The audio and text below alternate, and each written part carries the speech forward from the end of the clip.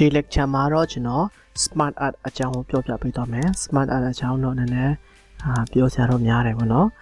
ဆိုတော့ပထမဆုံးမှာ SmartArt ထဲမှာဘယ်လိုစာတွေရိုက်မလဲပြီးတော့SmartArt color တွေပြောင်းနေ style တွေပြောင်းနေပေါ့နော်ဒါတွေကိုကျွန်တော်ပြောပြပေးသွားမယ်ဒီဗီဒီယိုထဲမှာအချိန်ရရင်တော့ဒါတွေအားလုံးပြောပြပေးမယ်ဆိုတော့အချိန်မရရင်တော့ဒီနှစ်ခုပဲနောက်ဗီဒီယိုမှာပြန်ပြီးတော့ဆက်ကြတာပေါ့နော်ဆိုတော့ PowerPoint ကိုဖွင့်လိုက်မယ်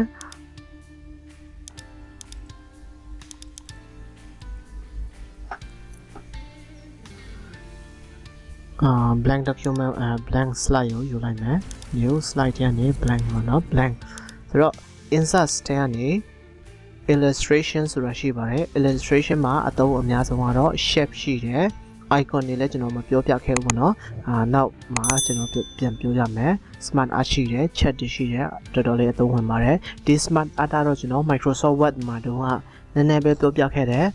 ရေးတဲ့နေ့တွေမပြောပြခဲ့ဘူးเนาะဆိုတော့ SmartArt ထဲဝင်လိုက်မယ် SmartArt ထဲမှာဝင်လိုက်မယ်ဆိုရင် all မှာဆိုရင်အကုန်လုံးဒီရှိတယ်ပေါ့နော် SmartArt ထဲမှာသူက category လေးတွေခွဲထားပါတယ်အမှာ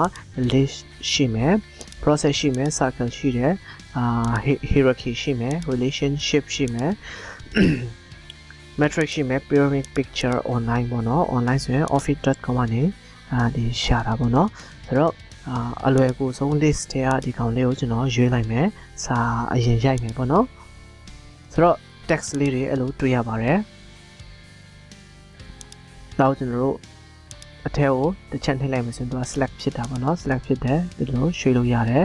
ဆိုတော့စာကိုရိုက်ခြင်းဘယ်လိုရိုက်မှာလဲဒီပေါ်လေးကိုတစ်ချက်နှိပ်လိုက်ရုံပါပဲပြီးရင်ဒီကောင်အဲ့လိုရိုက်လို့ရတယ်ပြီးတော့ဒီကောင်ကိုနှိပ်ပြီးတော့ဒါတွေအားလုံးကိုကျွန်တော်ဖြတ်ကြည့်လိုက်မယ်နော်ဆိုတော့ delete ပေါ့ delete ဆိုရင်ဘာတစ်ခုမှမကျန်တော့ပါဘူးဒီမှာ text တစ်ခုတော့ကျန်ပါတယ်ဆိုတော့ဒီ text တစ်ခုမှကျွန်တော်စာရေးကြည့်လိုက်မယ်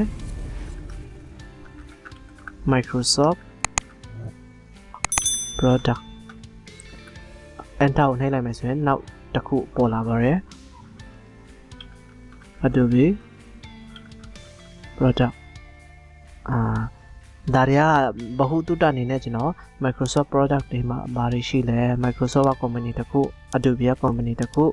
နောက်တစ်ခုက Cyberlink CYBERLINK link Cyberlink product I Orbit product ပြီးရင်မရှိသေးလဲ Power soft product ဆိုပြီးတော့ကျွန်တော်ရေးလိုက်ပါတယ်ဒီကောင်ကိုဖြတ်ချင် delete ကိုနှိပ်လိုက်အောင်ပါပဲဆိုတော့5ခုပေါ့နော်5ခုရှိတယ်အဲ့မှာဒီကောင်ကိုနှိပ်လိုက်မယ်ဆိုရင် design နဲ့ format ဆိုတာရှိပါတယ်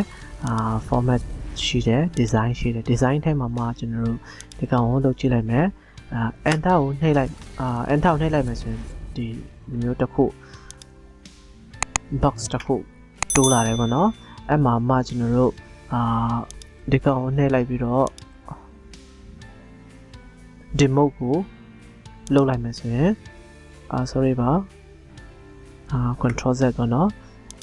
အောက်ကိုကျွန်တော်တို့တစ်ချက်ဆင်းလိုက်မယ် Microsoft Word မှာMicrosoft product တွေမှာဘာတွေရှိလဲပေါ့နော်အများတည်တဲ့ Microsoft Word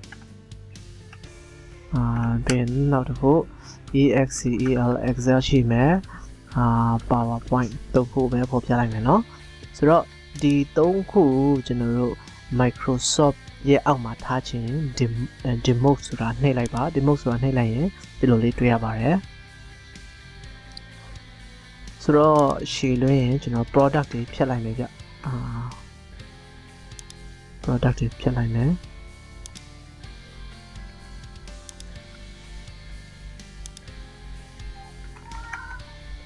မလားမပါဖြစ်နေမှာဆိုလို့ပေါ့နော်အဲ့မှာ Adobe မှာဘာရှိလဲ enter ခောက်လိုက်မယ် Adobe မှာ Adobe Photoshop ရှိတယ် Adobe Photoshop က photo တွေပြင်တဲ့ဟာပေါ့နော် PRA MIRA Premiere ရှိတယ်Adobe After Effects လဲ video လုပ်တဲ့ဟာပါ Adobe InDesign INDESIGN InDesign ကစာစီစာရိုက်တွေgraphic ပိုင်းနဲ့လုပ်တဲ့ဟာတွေပါဆိုတော့ဒါဘဟုတုတလဲရသွားအောင်ကျွန်တော်ဒီမျိုးတွေရေးပြတာလုပ်ပြတာပါဒီကောင်လည်း demo လုပ်လိုက်မယ်ဆိုတော့ demo လုပ်ထားတာကိုကျွန်တော်တို့ရှေ့ကိုပြန်သွားခြင်း promote ကိုပြန်နှိပ်လိုက်လို့ရပါတယ်ဆိုတော့ PowerPoint ကိုကျွန်တော်တို့အရှေ့ကိုခေါင်းစဉ်အနေနဲ့ထားခြင်း promote ကိုနှိပ်လိုက်မယ်ဆိုရင်ခေါင်းစဉ်အကြီးနဲ့ဖြစ်သွားတာပေါ့နော် demo ကိုပြန်နှိပ်လိုက်ရင်ခေါင်းစဉ်အသေးနဲ့ပြန်ဖြစ်သွားပါတယ်အမှာ cyberlink မှာပါရရှိလဲဆိုတော့ cyberlink power director ရှိမယ် cyberlink power dvd ရှိမယ် dvd ရှိမယ်cyberlink photo right သူမှလည်း product တွေအများကြီးရှိတယ်ဗောနော်အများကြီးရှိပါတယ်ဒါတွေကနာမည်ကြီး company တွေပါ demo လုပ်လိုက်မယ်ဒါဒီတိုင်းတင်ပြရင်ပြောပြရင်းနဲ့ကျွန်တော်ဒီ SmartArt ထဲမှာစာတွေဘယ်လိုရိုက်လက်ရှိလဲဆိုတာကိုကျွန်တော်ပြောပြတာပါနောက်ဟာတွေကတော့ကျွန်တော် copy ပို့လိုက်မယ် iOrbit company မှာလည်းအများကြီးရှိပါတယ်uninstaller ရှိမယ် driver booster ရှိမယ် advanced system gear ရှိမယ်အများကြီးရှိပါတယ်သူလည်းကျွန်တော်ဒါကို copy ယူလိုက်မယ်enter နှိပ်ပြီးတော့လုပ်လိုက်မယ်ဒီကောင်ကို demo လုပ်လိုက်မယ်ကျွန်တော် demo PowerShop ထဲမှာ screen mimer ရှိမယ် screen recorder ရှိမယ် video download တာတွေရှိမယ်ပေါ့နော်ဆိုတော့ကျွန်တော်အရင်ကြံနေမှာဆိုလို့ copy ပဲယူလိုက်တော့မယ်ဒီကောင်ကို demo ပြန်လုပ်လိုက်မယ် demo ဟုတ်ပြီဆိုရင်နည်းနည်းတော့များနေပြီပေါ့နော်ဒါဆိုရင်ဒီတိုင်းလေးစာရိုက်လို့ရတယ်ပေါ့နော်ဒီကောင်ကိုတစ်ချက်နှိပ်ပြီးတော့ကျွန်တော်တို့အိမ်မေးနာချက်တည်းအရန်တွင်နေတဲ့ခဏလေးဗီဒီယိုရက်ထားလိုက်မယ်တိတ်သွားဆိုတော့ပြန်ဆက်လိုက်ရအောင်ဆိုတော့ဒီကောင်ကိုတစ်ချက်နှိပ်လိုက်ပါအပေါ်တစ်ချက်နှိပ်လိုက်ပါပြီးတော့ဒီ color လေးတွေကိုချိန်လို့ရပါတယ်ချိန်လို့ရတယ်ပေါ့နော် change color ဆိုတာနှိပ်ပါနှိပ်ပြီးတော့အမှာ blank လဲရတယ်အနက်ရောင်ရှိတယ်သူ default ပေးထားတာလေးတွေပေါ့နော် default ပေးထားတာလေးတွေဒီလိုcolor change လုပ်ရပါတယ်အောက်မှာလည်းအများကြီးရှိပါတယ်အမှာ accent 1 2 3 4 5 6ပေါ့နော်ကျွန်တော်တော့ color လေးနဲ့ထားလိုက်မယ်ဗျ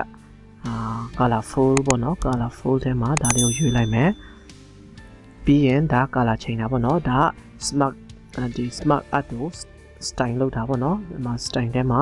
ဒီကောင်လေးကိုတစ်ချက်နှိပ်လိုက်မယ်ဆိုရင်အောက်မှာမြင်တွေ့ရမှာဖြစ်ပါတယ်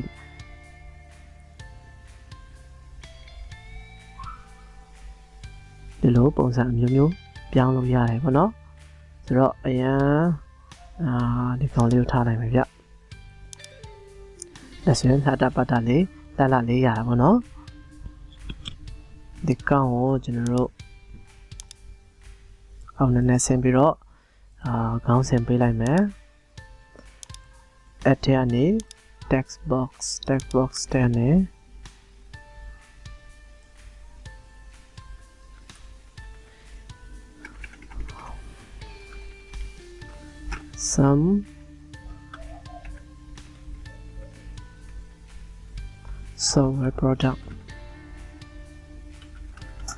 some software product ဆိုပြီးတော့ကျွန်တော်ပေးလိုက်မယ်ပြီးတော့ဒီကောင်ကိုကျွန်တော်တို့ home ထဲကနေအလယ်မှာထားလိုက်မယ်format ထဲကနေပြောင်းလိုက်မယ်နော်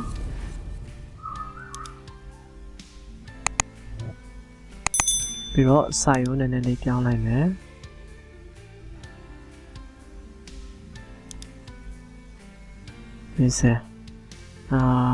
ဒီကောင်ကိုကျွန်တော် format ထဲနေတိတ်မလှဘူးเนาะမလှရင်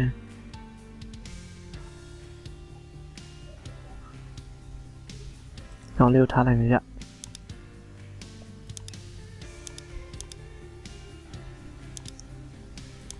ဆိုတော့ font ပြောင်းချင်လဲပြောင်းပါเนาะ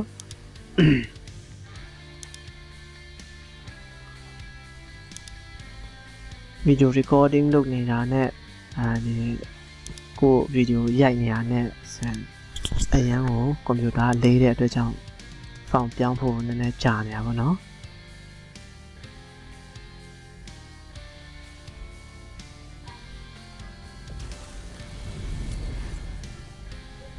20th century font ကိုလှမယ်ထင်တဲ့ဟာလေးကိုရွေးကြည့်လိုက်ပါမလှအောင်ရ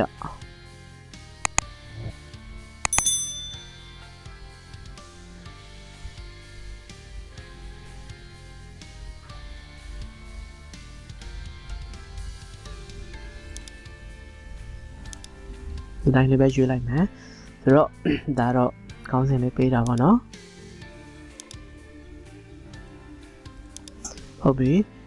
SmartArt ကိုပြန်သွားလိုက်မယ်နောက်တစ်ခုဘာတွေပြောစရာရှိသေးလဲဆိုတော့design ထဲမှာအမကိုက bullet ကိုပုံမှန်ရိုးရိုးလေးပဲထားလိုက်တာပေါ့နော်ရိုးရိုးလေးပဲထားလိုက်တာပါအကောင်ကို bullet တွေ chain လုပ်ရပါတယ် bullet တွေဒါဆိုရင် add bullet ဆိုရင်ဘာဖြစ်တယ်လဲဆိုရင်နောက်တစ်ခု product တစ်ခုတွေလုပ်ပေးတာပေါ့နော်အမှ add bullet ဆိုရင်ကျွန်တော်တို့ Microsoft PowerPoint Microsoft VISO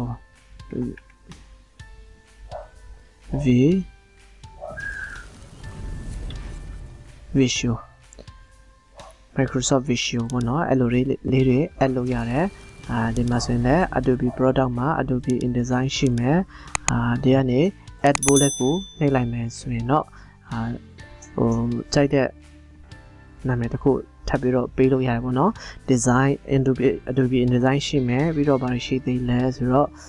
Adobe page maker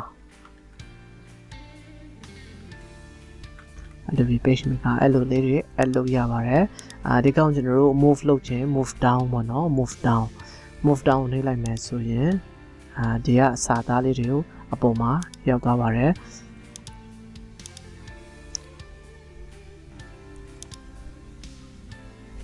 ဒါဆိုရင် left နဲ့ right ကို change လိုက်တာပါ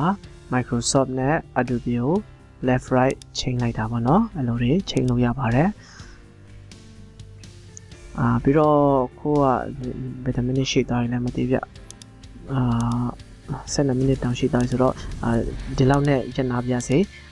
နောက်ဗီဒီယို lesson တွေမှာဒီကောင်တွေကိုနောက်ဘယ်လို change မှာလဲပေါ့နော် design တွေ change မယ်ပြီးတော့ convert တွေလုပ်မယ် reset graphic တွေလုပ်မယ်ဒီအကြောင်းတွေကိုကျွန်တော်နောက်ဗီဒီယိုမှာပြန်ပြီးတော့ပြောပြပါမယ်အားလုံးအဆင်ပြေကြပါစေ